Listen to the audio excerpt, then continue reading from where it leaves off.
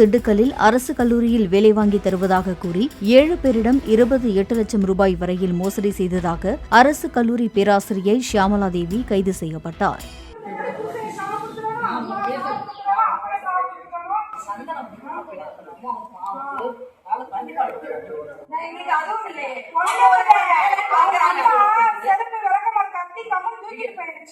அதுதான் பிரச்சனையே. அதுக்கு வந்துருச்சு அடிச்சு போடுறாங்கன்னு நம்ம கொடுத்துருச்சு. அடிச்சு போடுவாங்க ஒண்ணு கிடையாது. சந்தனமே வந்து யாரும் பணம் கொடுக்கல. அவங்க மாமாட்டே கொடுத்தாரு. அவங்க மாமா பக்கம் அடிச்சு பிரச்சனை வந்து வாபஸ் ஆனாங்க. ரெண்டு பேரும் கேஸ் வாபஸ் ஆனாங்க. கேஸ் வாபஸ் ஆனே நீங்க அமௌண்ட் செட்டில் பண்ணிடுங்க. நான் செட்டில் பண்ணவே இல்ல வந்து. அவருக்கு மாமாட்ட வந்துட்டாங்க. வீடியோ எடுக்கறீங்க. எதுக்கு வீடியோ எடுக்கறீங்க? எடுக்கதான் செய்வாரே. எதுக்கு இப்ப வீடியோ எடுக்கறீங்க? கதை போட்டு வச்சு வீடியோ எடுக்கறீங்களா? மேடம். சொல்றேன். கதை போட்டு வச்சு வீடியோ எடுங்க, கேமரா எடுங்க, எல்லாமே எடுங்க. எடுப்போம். எடுங்கன்ற யாவது எடுப்போம். எடுங்க. ஏப்பா உங்களுக்கு நிறைய பண்ணி கிடையாது நீங்க. அவர்ட்ட நீங்க கேட்கணும். அவர்ட்ட பதில் சொல்லி மேடம் அப்படிலாம் சொல்ல கூடாது. பேச்சே நீங்க அப்படி நல்லா இருக்கீங்க. என்ன சொல்றேன்னா நீங்க வாங்கிட்டீங்க. பிரச்சனை பண்ண கூடாது.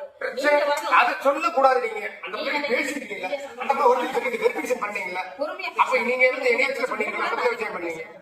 ஏன் சொல்றாங்க? அவள கூலிங்க நாங்க சொல்றோம். கூலிங்க நீங்க போட்டுட்டீங்க. பிரச்சனை ஆகும். பிரச்சனை நெரிச்சு சொல்லல. நான் உடனே வந்தேனே क्वेश्चन என்ன கேட்டேன் மேடம், நான் உட்காரணும் தண்ணி குடுங்கன்னு கேட்டேன். கதவு தண்ணிக்காதீங்க.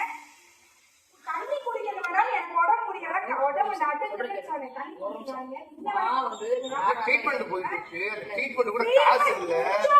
ஒரு ஐடியா உங்களுக்கு கால் வருது. எனக்குமே முடியாது. எங்க வாழ்க்கையில ஏன் நான் மண்ணடி போடவே கிடையாது. நீங்க என்ன சொல்றீங்க? இந்த முறை கேளுங்க. அப்ப காசு எங்க மேடம் போச்சு? நீங்க மண்ணை போட்டுட்டு காசு காரணம் சொன்னீங்க. என்ன சொல்றாங்க? எப்படி எல்லாத்தையும் வழக்கையும் கெடுத்துட்டீங்க.